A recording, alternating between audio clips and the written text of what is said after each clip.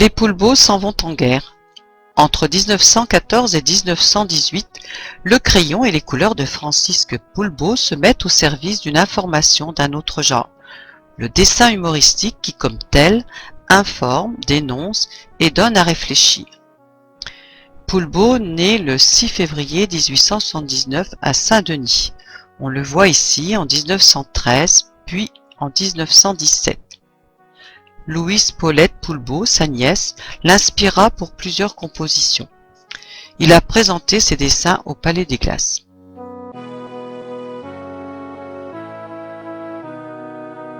Malgré leur apparente spontanéité, les œuvres de Poulbeau sont le fruit d'un long processus de création. Son inspiration lui vient de ses longues heures d'observation passées dans les rues de la Butte. Ici, la Belgique envahie en 1917. Le réalisme de Poulbeau transparaît dans la façon dont il représente les mômes des rues, ici frères et sœurs.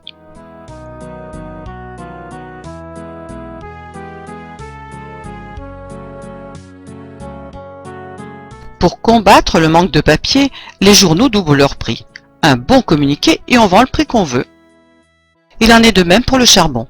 Ici, avec la carte, on n'en manquera pas, on fera du feu tous les dimanches. La presse pendant la Grande Guerre manque de papier. Vous me referez votre copie, dit l'instituteur, et l'élève répond « Oh, monsieur, au moment où il faut tant économiser le papier ?» Et qu'est-ce qu'il y a dans le journal? Rien aujourd'hui, sauf un passage en blanc qui m'intéresse beaucoup.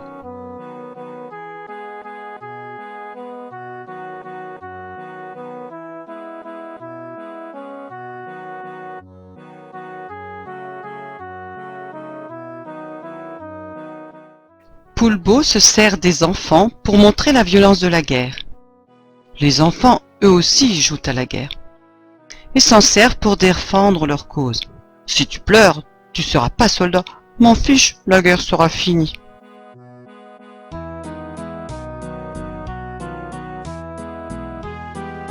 Les adultes s'en servent aussi. Décorer, décorer.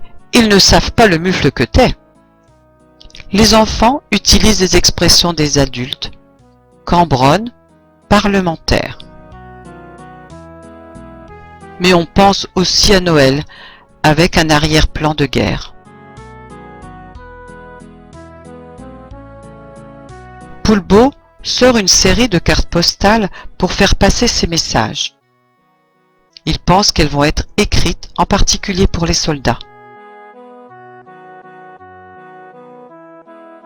Souvent, ces cartes postales sont coloriées par les enfants avant d'être expédiées.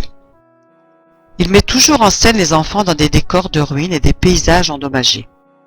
La phrase « Pour que papa vienne en permission, s'il vous plaît » suscite la polémique, mais cette carte obtiendra la plus grande notoriété.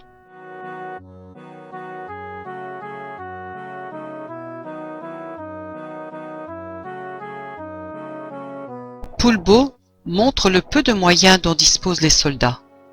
Pas de chevaux, plus de munitions, plus de coton pour soigner les blessés. Les enfants imitent les grands, guerre des tranchées, défilé, montée de la garde même avec un balai. Ils désirent même faire la guerre. Il vaut mieux être le général Joffre que de faire un Allemand.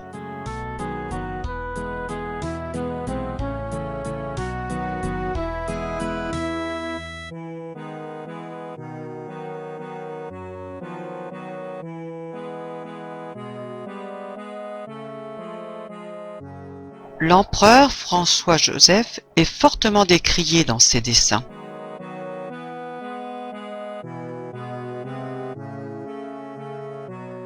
La Grèce reste neutre dans le conflit.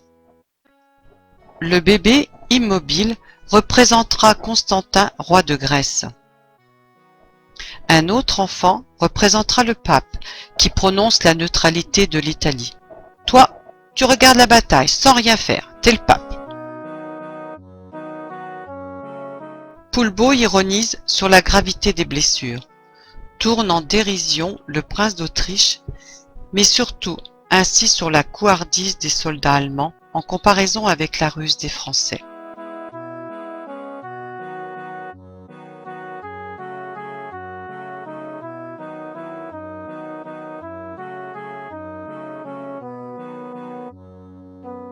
Il n'en reste pas moins que les conditions de vie de soldats demeurent difficiles, même si l'humour est toujours présent dans les dessins.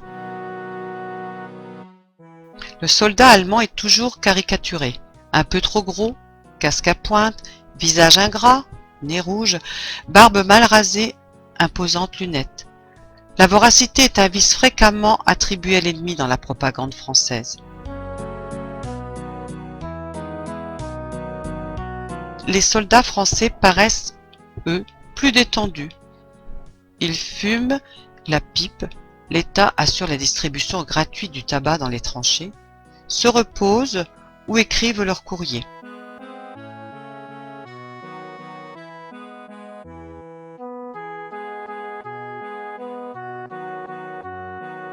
Poulbeau ne se contente pas de peindre les Français. Il dessine aussi le côté allemand, avec les otages, le drapeau représentant la croix de fer allemand. Ruines et mutilations montrent l'atrocité des guerres et dénoncent leur barbarie.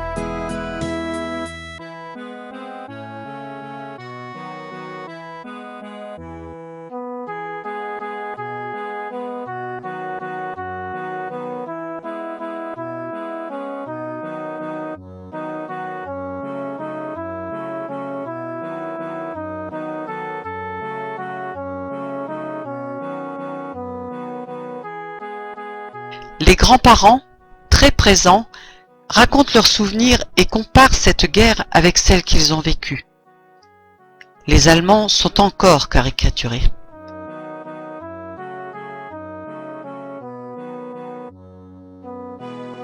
Que ne ferait-on pas pour être transporté par de belles infirmières ?